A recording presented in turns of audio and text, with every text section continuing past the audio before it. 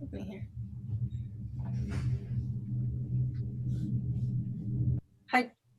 Hi, Jamal. Hello. Hi, can you Hi. please slate your name and outlet? You have 4 minutes. Please watch the chat from my time cues. You may begin. Jamal Finkley, Black Tree TV. Hi, Ashley. Hi, Dan. How you guys doing? Good. Good. How How are are you?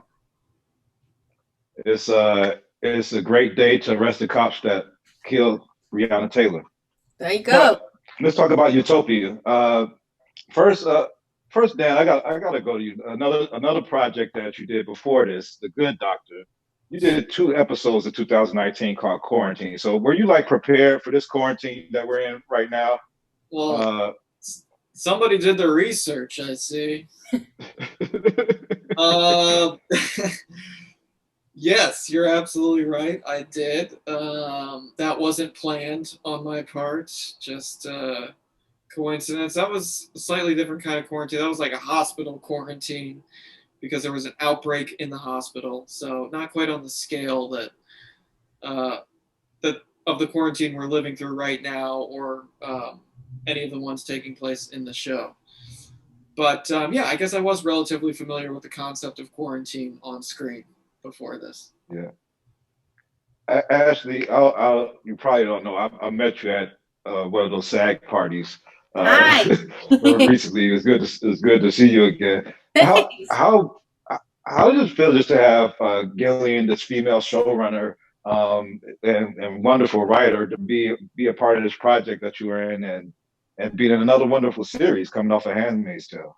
It was kind of a dream. I am such a fan of Gillian's work and her writing, and in every adaptation I've seen of her novels, I've loved. And so getting to work on a show where I read the script, I read that pilot and was like, give me more. I need every episode that I can get my hands on, please, because it's so dynamic and so wonderful.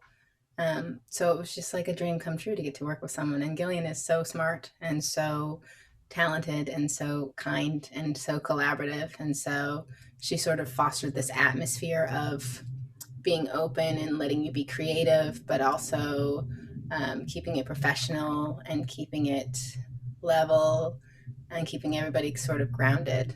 Um, so it was a wonderful experience. And how foreboding also, because I mean, you guys are also tasked with saving the world from a pandemic and stuff like that. So how relatable do you think the audience looking at this, feeling like kids today feeling like they need to save the world, and looking at these characters and what you guys are doing, how relatable and timely do you think this series is going to be? Well, first of all, I love your shirt. I can't stop staring at I it. I need one of those. So yeah, I think it has this now layer of relevance that it did not have last year when we shot it, which came as a surprise to everyone involved with it. This year has been just one of the most surreal years I've ever lived through, and I think that is probably the case for most people out there.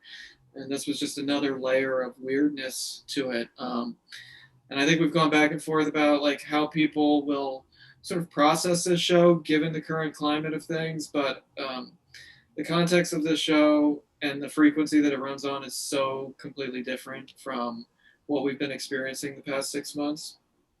And obviously, it's not informed by anything that's going on this year because it was finished last year.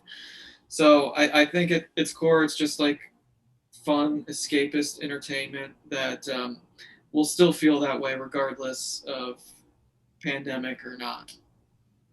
agree. I also think Well, our characters in particular are super relatable because they're just everyday people who are sort of thrust into chaos. And I think a lot of people can relate to being an everyday person and then suddenly your world is very different from how it was yesterday.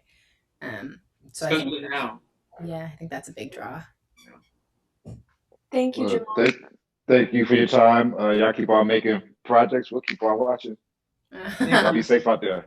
Thank Appreciate it. you.